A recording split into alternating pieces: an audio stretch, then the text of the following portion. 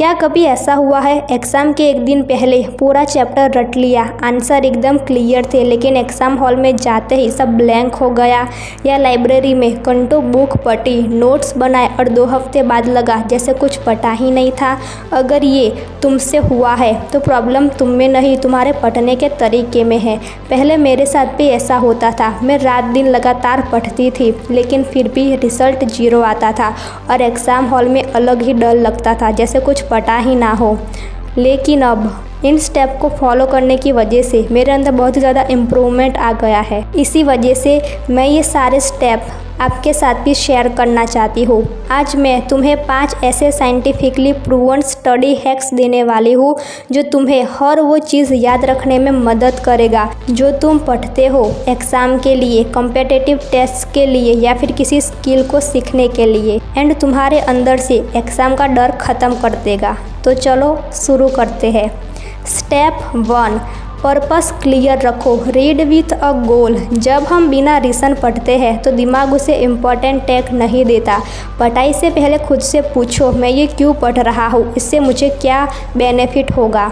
Example, history का chapter पढ़ रहे हो तो टारगेट सेट करो, मुझे इस चैप्टर का टाइमलाइन और मेजर इवेंट्स परफेक्टली याद होने चाहिए। जब भी तुम स्टडी करने बैठो उससे पहले अपने दिमाग को अपना वाई एंड हाउ क्लियर कर दो, तो तुम्हारा माइंड उसे याद रखने में अपना 100% देगा। गोल क्लियर होते ही ब्रेन ऑटोमेटिक फिल्टर लगाकर जरूर इन्फॉर्मेशन को स्टोर करता है एंड तुम्हें धीरे धीरे सब कुछ याद रहने लगता है। स्टेप 2, एक्टिव रिकॉल लगाओ। Don't just read, test yourself. सिर्फ पढ़ना या हाईलाइट करना पैसिव है। हर पैराग्राफ या टॉपिक ख़त्म होते ही किताब बंद करो और खुद से पूछो, मैंने अभी क्या पढ़ा। जितना ज़्यादा दिमाग से रिकॉल करोगी उतना डीप मेमोरी बनेगी। स्टूडेंट्स जो एक्टिव रिकॉल करते हैं उनकी याद रखने की कैपेसिटी 2x ज़्यादा होती है। जब आप बस रीड करते जाते हो तो आपको वो स्टडी बोरिंग लगने लगती है और आपको कुछ याद भी नहीं रहता। लेकिन जब आप बीच बीच में खुद को क्वेश्चन आंसर करते हो तो आपको याद रहता है एंड बोरियत फील भी नहीं होती। छोटे छोटे क्वेश्चन को उसका आंसर दो भी खुद से। स्टेप 3, स्पेस्ड रिपीटेशन फॉलो करो। एक ही दिन में 5 बार रिवाइज करना बेकार है अगर बाद में रिपीट नहीं किया। सही तरीका होता है 1 दिन बाद रिवाइज करो, फिर 2 दिन बाद रिवाइज करो, फिर 4 दिन बाद, फिर 7 दिन बाद, फिर 10 दिन बाद।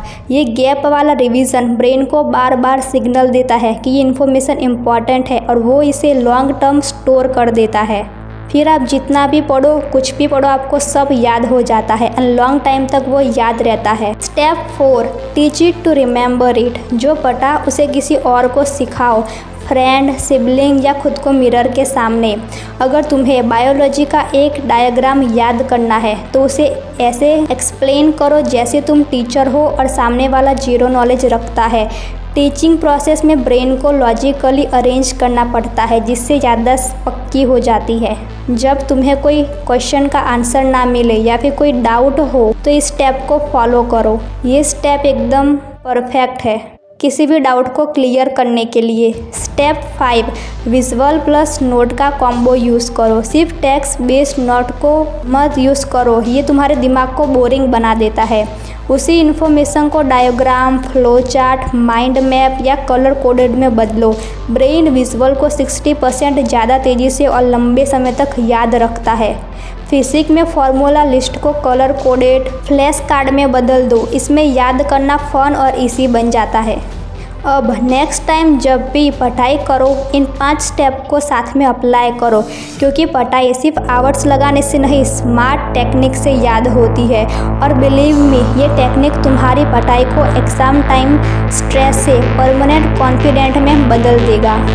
आई होप आप सब इन स्टेप को फॉलो करेंगे एवरी डे एंड एग्ज़ाम तक एक परफेक्ट स्टूडेंट बन जाएंगे।